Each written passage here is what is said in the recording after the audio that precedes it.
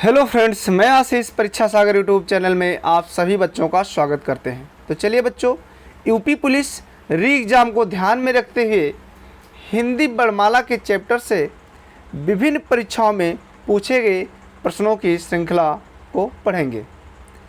देखिए, आज का आपका प्रश्न नंबर है 51, यानी 51 से लेकर के 100 तक प्रश्नों को पढ़ेंगे। यानी 50 प्रश्नों की श्रृंखला होगी, वो भी बहुत कम समय में। ज़्यादा समय नहीं लेंगे क्योंकि समय आपके लिए कम है, और जितने कम समय में अधिक क्वेश्चंस आप लोग पढ़ लेते हैं उतना ही आपके लिए बेहतर होगा। तो चलिए शुरुआत करते हैं। निम्नलिखित में से कौन सा घोष वर्ण है? क्या है? कौन सा घोष वर्ण है? आपको बताया गया है बच्चों, घोष और सघोष क्या है? एक ही है। घोष और सघोष क्या है? एक ही है। उसी को घोष कहते हैं और उसी को सघोष कहते हैं। जबकि अघोष क्या है? अघोष अलग वर्ण होता है। यानी 345 तीसरा, चौथा और पांचवा वर्ण होता है, उसको हम घोष कहते हैं। आपने पढ़ा होगा 5 वर्ग, क च ट त प, यानी कचट तप। का वर्ग हो, चाहे चा वर्ग हो, चाहे टा वर्ग हो, ठीक, इन सब का तीसरा, चौथा, पांचवा घोष होता है, उसी को सघोष भी कहा जाता है। लेकिन पहला और दूसरा क्या होता है? अघोष होता है। पहला और दूसरा क्या होता है? अघोष होता है। यहाँ क्या पूछा गया आपसे? निम्नलिखित में से कौन सा घोष वर्ण है? तो कौन सा घोष वर्ण है, क्या बताएंगे? घोष मतलब 345। तो 345 यानी का, खा, ये क्या है? अघोष है। पा, फा, बा, भा, मा, यानी ये तीसरा है, इसलिए क्या है? घोष है। इसी को सघोष भी कहते हैं। राइट आंसर होगा ऑप्शन नंबर सी। आगे चलिए, क्वेश्चन नंबर 52। निम्नलिखित में से एक वर्ण व्यंजन नहीं है। आपसे पूछ रहा कौन सा वर्ण व्यंजन नहीं है। देखिए, खा है, या है और रा है, ये क्या है? ये वर्ण व्यंजन है। लेकिन ऑप्शन नंबर ए, इसमें आपको दिखाई दे रहा होगा छोटा ऊ, ये क्या है? वर्ण व्यंजन नहीं है। उसके बाद में अगला है, निम्नलिखित में से कौन सी ध्वनि ओष्ठ्य नहीं है? निम्नलिखित में से कौन सी ध्वनि ओष्ठ्य नहीं है? तो सही उत्तर होगा ऑप्शन नंबर डी, ता। ता क्या है? ओष्ठ नहीं है।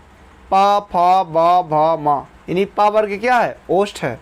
जबकि ता दंत है, ओष्ठ नहीं है। तो ऑप्शन नंबर डी। उसके बाद में अगला प्रश्न है आपका 54। निम्नलिखित में से नासिक के व्यंजन कौन सा है? निम्नलिखित में से नासिक के व्यंजन कौन सा है? चलिए बताइए। यहाँ पर अक्षरुआ सा है, फिर गा है, या और जा। इनमें से नासिक पूछ रहा है। आपको बताया गया है यमंगर्णम, यानी हर वर्ग का पांचवा वर्ण नासिक होता है। यहाँ देखिए, यहाँ क्या है? ये पांचवा वर्ण है, ये क्या होगा? नासिक होगा। ये अ वर्ण क्या कहलाते हैं? ये अ वर्ण क्या कहलाते हैं? पहला है नासिक, दूसरा है मूर्धन्य, तीसरा है ओष्ठ और चौथा है कंठ तालब्य। तो ये और अ वर्ण कंठ तालब्य से बोले जाते हैं। निम्नलिखित में से किसे हिंदी की मानक वर्णमाला में स्थान दिया गया है? नहीं दिया गया है। क्या है? नहीं दिया गया है। तो देखिए, श्री है, लृ है, क्री है और अंग। तो यहाँ श्री, यहाँ क्या दिया है? श्री। ये श्री जो है हिंदी की मानक वर्णमाला में इसको स्थान प्राप्त नहीं हुआ है। अगला है, निम्नलिखित शब्दों में किस शब्द के द्वित्व व्यंजन है? द्वित्व मतलब जो दोबारा आ जाए। देखिए, पुनः, इलाहाबाद, दिल्ली, उत्साह। यहाँ अगर सा के जगह पर ता होता तो इसको हम द्वित्व व्यंजन कह सकते थे, लेकिन यहाँ सा है, इसीलिए दोहराया नहीं गया। ता और ता होता तब क्या हो जाता आपका? द्वित्व। लेकिन यहाँ देखिए, आधा ला उसके बाद में फिर ला, तो इसी को द्वित्व बोलते हैं। जो व्यंजन दोबारा दोहराया जाए, जो व्यंजन दोबारा दोहराया जाए उसको द्वित्व व्यंजन कहा जाता है। बहुत आसान क्वेश्चन है। देखिए, तीनों सा है, यानी बड़ा सा, पिछड़ुआ सा, छोटा सा और हा, कौन से व्यंजन कहलाते हैं? इनको हम क्या कहते हैं? ऊष्म संघर्षी व्यंजन कहते हैं। फिर अगला आपका है छा ध्वनि किस स्वर के अंतर्गत आती है? तो क्या है? मूल स्वर, घोष वर्ण, संयुक्त वर्ण और तालब्ध। तो आपको पता होगा छा ध्वनि संयुक्त वर्ण के अंतर्गत आती है। आधा का और पूरा पक्षरुआ खा जोड़ करके क्या बना है? छा वर्ण बना है। ज्ञा वर्ण किन वर्णों के संयोग से बना है? क्या? ज्ञा वर्ण किन वर्णों के संयोग से बना है? ज्ञा यानी आधा जा और यहाँ जहाँ होगा वही सही होगा, ऑप्शन नंबर बी। उसके बाद में अगला देखिए, निम्नलिखित में से अघोष वर्ण कौन सा है? तो अघोष कौन सा है? अघोष मतलब पहला और दूसरा। तो देखिए चा, छा, जा, ये है नहीं, ये तीसरे नंबर पर है। पा, फा नहीं, यारा, लाहा, उसके बाद में ये भी नहीं है। पा, फा, बा, ये भी तीसरे नंबर पर, ये भी घोष है, अघोष नहीं है। तो कहने का मतलब ये है कि ऑप्शन नंबर डी सही उत्तर हो जाएगा, यानी सा क्या है? अघोष वर्ण है। सा क्या है? अघोष वर्ण है। उसके बाद में अगला देखिए, घा का उच्चारण स्थान। घा का उच्चारण स्थान कौन सा है? का, खा, गा, घा, यानी का वर्ग में घा आता है, इसलिए इसका उच्चारण स्थान क्या होगा? कंठ। निम्नलिखित में से संयुक्त व्यंजन कौन सा है? क्या? निम्नलिखित में से संयुक्त व्यंजन कौन सा है? तो क्या होगा संयुक्त व्यंजन? इसमें जा और या मिलकर के ज्ञा होता है, आधा जा और पूरा या, इसलिए सही उत्तर होगा ऑप्शन नंबर बी। कौन सा अमानक वर्ण है? यानी एक क्वेश्चन छूट रहा है, निम्नलिखित में से कौन सा वर्ण उच्चारण की दृष्टि से दंत नहीं है? यानी आप उच्चारण करते हैं तो वो दंत के अंतर्गत ना आता हो। देखिए विकल्प, ऑप्शन नंबर ए ता तो दंत है, ता, था, दा, धा, ना, ये दंत है। लेकिन इसी में एक है ऑप्शन नंबर डी टा, जो कि मूर्धन्य है ना कि दंत। तो यहाँ क्या पूछ रहा है आपसे? दंत नहीं है, तो सही उत्तर होगा ऑप्शन नंबर डी, यानी टा। टा क्या है? मूर्धन्य। कौन सा अमानक वर्ण है? इसमें देखिए पूरा भा और आधा का जहाँ मिला है वही अमानक वर्ण है, जबकि खा, घा और भा ये क्या है? मानक वर्ण है। तो इसमें आपसे पूछा जा रहा अमानक वर्ण है, तो सही उत्तर होगा ऑप्शन नंबर सी, पूरा भा और आधा का, ये क्या है? अमानक वर्ण है, यानी भक्त वाला भा। देखिए दिया है छा वर्ण किसके योग से बनता है? छा वर्ण किसके योग से बनता है? सही उत्तर होगा आधा का और पूरा पक्षरुआ खा मिल करके छा का निर्माण होता है, जो कि छा संयुक्त वर्ण के अंतर्गत आता है। हिंदी वर्णमाला के स्वरों की कुल संख्या कितनी है? सबको पता होगा, ऑप्शन नंबर बी 11। निम्नलिखित में से कौन सा स्वर नहीं है? यानी छोटा ये, छोटा और जा, तो आप सबको पता है जा क्या है? व्यंजन है, इसलिए सही उत्तर होगा ऑप्शन नंबर डी जा। निम्नलिखित में से कौन सा टा वर्ग का नहीं है? पूछ रहा आपसे टा वर्ग का नहीं है, तो आप बताइए कौन सा टा वर्ग का नहीं है? देखिए ठा है, अड़ा भी है आपका, ढा भी है, लेकिन घा नहीं है। घा किस वर्ग का है? का वर्ग का। तो सही उत्तर होगा ऑप्शन नंबर डी। निम्नलिखित में से कौन सा पश्च स्वर है? यानी इसका ट्रिक आपको बताया गया होगा, आओ उल्लू पीछे पीछे। इसके अंतर्गत जो भी बढ़ाएंगे वो पश्च स्वर कहे जाएंगे। तो यहाँ क्या है? बड़ा, बड़ा आ में जैसे आप बोलेंगे आओ उल्लू पीछे पीछे, तो बड़ा आ तो लगेगा ही, इसलिए बड़ा क्या है?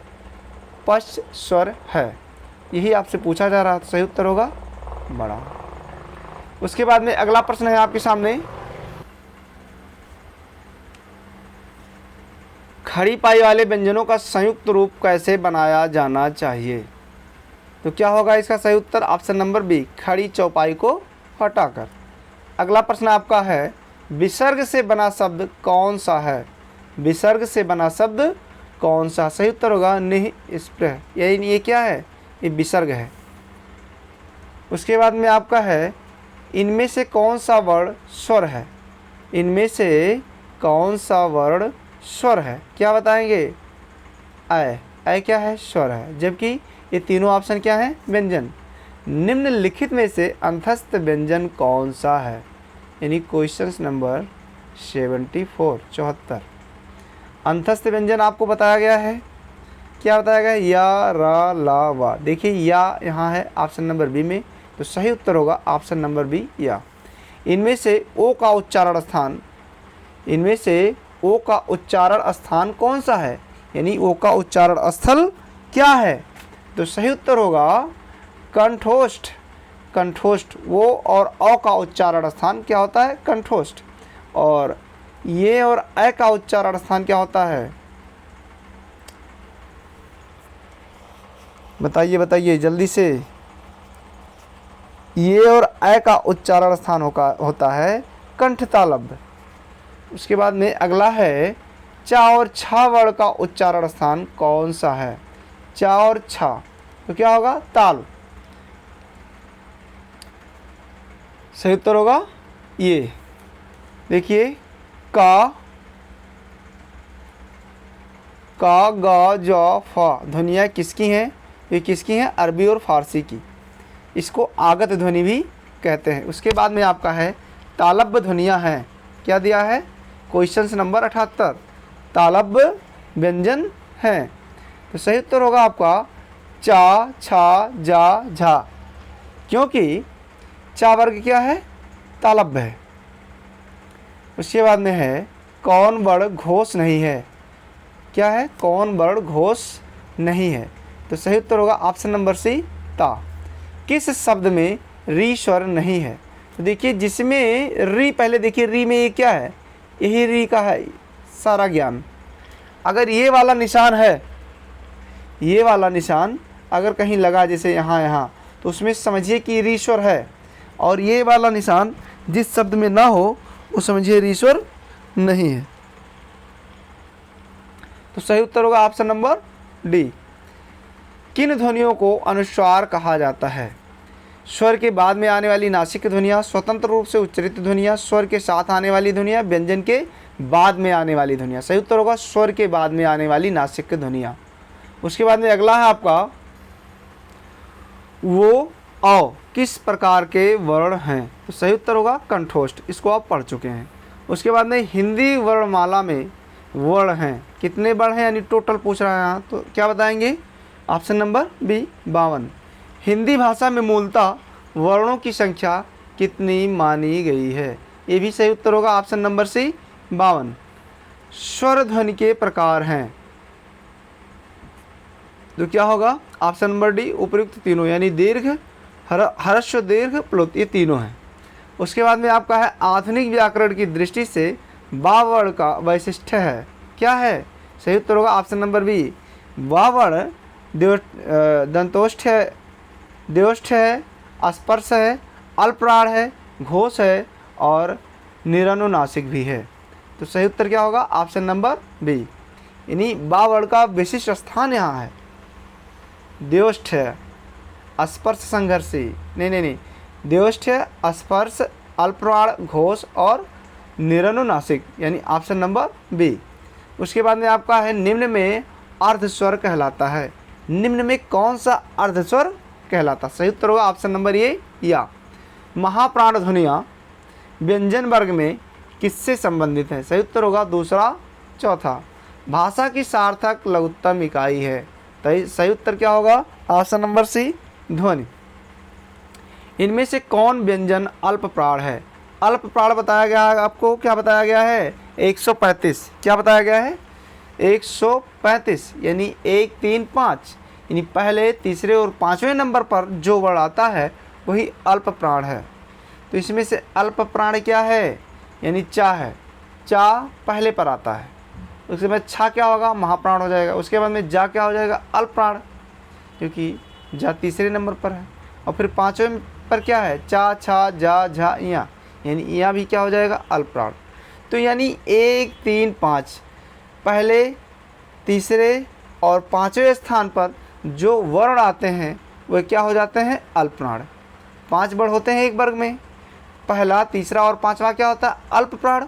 और जो बचता है क्या बचता है? दूसरा और चौथा, वो किसके अंतर्गत आता है? महाप्राण। इनमें से कौन सा वर्ण स्पर्श व्यंजन नहीं है, ये बताना आपको। तो स्पर्श देखिए क वर्ग, चा वर्ग और टा वर्ग, यानी कचट तप, ता वर्ग और पा वर्ग, का, चा, टा, ता और पा वर्ग ये अस्पर्श व्यंजन के अंतर्गत आते हैं। इनमें जितने भी व्यंजन हैं वह अस्पर्श व्यंजन कहे जाएंगे। यानी एक वर्ग में 5 व्यंजन होते हैं, 5 व्यंजन वर्ग होते हैं और टोटल 5 वर्ग होते हैं। यानी 5 × 5 यानी 25 वर्ग क्या होते हैं? अस्पर्श व्यंजन। जो उसके नीचे 8 बच रहा है अंतस्थ और ऊष्म, वह क्या है? वह अस्पर्श व्यंजन नहीं है। तो यहाँ क्या है? ऑप्शन नंबर डी या क्या है? अस्पर्श व्यंजन नहीं है। उसके बाद में अगला है, निम्नलिखित में कंठ ध्वनियाँ कौन सी हैं? तो कंठ यानी का वर्ग कंठ, तो का और खा क्या है? कंठ है। तो सही उत्तर होगा का और खा, यानी ऑप्शन नंबर ए। वर्णमाला किसे कहेंगे? वर्णमाला किसे कहेंगे? तो किसे कहेंगे? सही उत्तर होगा वर्णों के व्यवस्थित समूह को। सबसे अच्छा आंसर वर्णों के व्यवस्थित समूह को वर्णमाला कहेंगे। देखिए ये यूपी टीजीटी हिंदी एग्ज़ाम 2009 में आया था। ये जितने भी क्वेश्चंस आपको पढ़ाए जा रहे हैं कहीं ना कहीं ये आए हुए प्रश्न हैं, यानी बड़े बड़े एग्ज़ाम में आए हुए प्रश्न हैं। तो आपके छोटे एग्ज़ाम में भी काम कर जाएंगे और बड़े एग्ज़ाम में भी ये प्रश्न काम कर जाएंगे। इसलिए आपको बहुत इत्मीनान से पढ़ना है। और हम लोग 20 मिनट के अंदर ही, यानी 20 मिनट के अंतर्गत या 20 मिनट के अंदर 50 क्वेश्चंस टच कर लेंगे। इसमें हम लोग समय बिताने वाले नहीं और अच्छे अच्छे प्रश्न आपके सामने हैं। तो चलिए अगला देखते हैं। हिंदी की साध्वन है तो क्या है? मूर्धन्य पछरुआ का कहेंगे, दंत छोटा सा, तालब्य को बड़ा सा और ओष्ठ को छोटा हो बड़ा हो। इसमें क्या पूछ रहा है? बड़ा सा ध्वन है तो बड़ा सा को तालब्य सा कहते हैं। इसको ध्यान में रखना है। ये चारों बता दिया गया है, मूर्धन्य पछरुआ सा और दंत छोटा सा और तालब्य से बड़ा सा, जबकि ओष्ठ से छोटा और बड़ा का उच्चारण स्थान ओष्ठ से होता है। देखिए अगला, ये टीजीटी एग्जाम में आया था 2009 में। कौन वर्ण ओष्ठ नहीं है? देखिए माँ, बा, बड़ाऊ और बड़ा, इसमें से देखना कि ओष्ठ ना हो। तो इसमें से क्या है?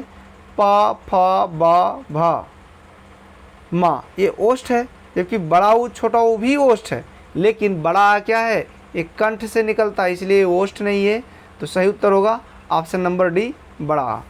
उसके बाद में आपका है, अल्प प्राण ध्वनियों का समूह कौन है? आपको बताया गया है अल्प प्राण 135 होता है, यानी पहला, तीसरा और पांचवा वर्ण। तो यहाँ पहला, तीसरा, पांचवा वर्ण है ऑप्शन नंबर बी चा, जा, या। वर्ण शब्द का अर्थ नहीं होता है। क्या नहीं होता? आकाश नहीं होता है। वर्ण शब्द का अर्थ रंग होता है, जात होता है, अक्षर होता है, लेकिन आकाश नहीं होता। सही उत्तर क्या होगा? आकाश, यानी ऑप्शन नंबर बी। कौन वर्ण घोष नहीं है? कौन वर्ण घोष नहीं, ये बताना आपको। घोष क्या होता है? 345, तीसरा, चौथा और पांचवा वर्ण क्या कहलाता है? घोष। इसमें देखिए क्या है? ता क्या है? ये पहला वर्ण है। ता, था, क्या है? पहला वर्ण। तो पहला वर्ण है तो क्या है? अघोष है, ये घोष नहीं है। तो सही उत्तर होगा ऑप्शन नंबर बी। किन ध्वनियों को अनुस्वार कहा जाता है? देखिए स्वर के बाद आने वाली नासिक की ध्वनियाँ क्या कहलाती हैं? अनुस्वार कहलाती। ये क्वेश्चन आप पहले भी देख चुके हैं। अगला देखिए, किस शब्द में री स्वर नहीं है? ये भी आप देख चुके हैं। ये जो री है, ये नीचे वाला जो रा दिखाई दे रहा है, ये चीज़ अगर है सब में तो वो उसमें री समाहित है। लेकिन देखिए रा पर छोटी का मात्रा है ऑप्शन नंबर डी में, और वहाँ पर आ का मात्रा है और जा केवल खाली है, यानी सिंगल। ये रिवाज में री नहीं है, री स्वर नहीं है, जबकि कृपा, कृष्णा, दृष्टि में री स्वर है। और आपसे पूछा जा रहा नहीं है, तो सही उत्तर होगा ऑप्शन नंबर डी रिवाज। बस बच्चों आज इतना ही, तब तक के लिए जय हिंद।